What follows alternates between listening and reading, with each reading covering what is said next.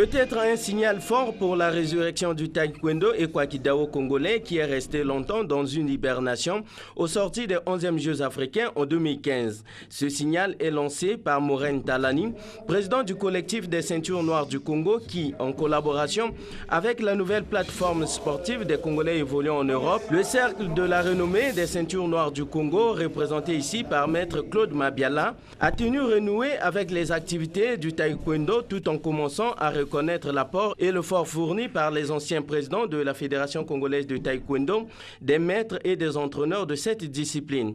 Ainsi, plusieurs sportifs ont été décorés et reçu les trophées, parmi lesquels Stanislas Mbis, Roch Popossi, tous deux, anciens présidents de la Fédération congolaise de taekwondo représentés.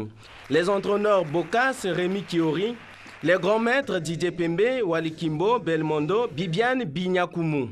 Je suis très heureux d'être honoré parce que je pratique ce art depuis 1984 et c'est pour la première fois que je reçois une distinction. Oui, et l'art en question c'est? C'est le Kwankido. C'est un art sino-vietnamien. Ça me fait du bien dans le sens qu'on se disait toujours que les femmes ne peuvent pas continuer après les accouchements, mais qui malheureusement j'avais signé puis j'avais dit que j'irais jusqu'au bout. Quelle que soit la capacité de la femme, je vais aller jusqu'au bout pour le taekwondo. C'est un art que j'aime beaucoup, depuis mon enfance jusqu'à aujourd'hui. C'est une reconnaissance, c'est un honneur aussi. Et puis, ça montre bien qu'il y a des maîtres qui se soucient de l'histoire du taekwondo. C'est vrai qu'en ce moment, le taekwondo connaît des périodes de problèmes, de tumultes.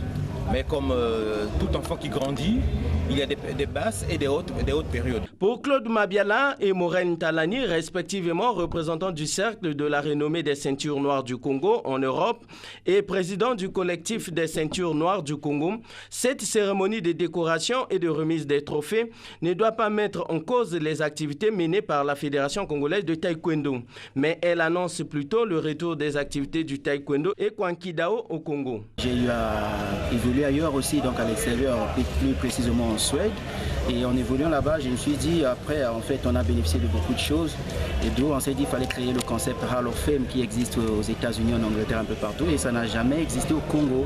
Et donc, on s'est dit, pour une première fois, il fallait créer les Hall of Fame Congo. Pour une première fois, c'est en fait c'est la reconnaissance, en fait, décorer nos anciens maîtres, les grands maîtres. Et ensuite organiser des stages, des séminaires, des workshops, des ateliers. L'objectif, c'est d'abord donner de la valeur ajoutée à ce sport, au-delà des divergences, au-delà du moment sombre que le taekwondo est en train de passer. Nous pensons que nous ne pouvons pas désespérer puisque, étant donné jusqu'aujourd'hui, les clubs continuent de fonctionner. Nous avons pensé qu'à travers cette cérémonie de décoration et de valorisation de nos grands maîtres, ça pouvait être un élément fédérateur pour que les taekwondoïnes reviennent au sentiment et qu'ils mettent a priori au premier plan ce que nous avons de commun, le bien-être du taekwondo. Après la décoration, certainement vous visez aussi l'organisation des compétitions?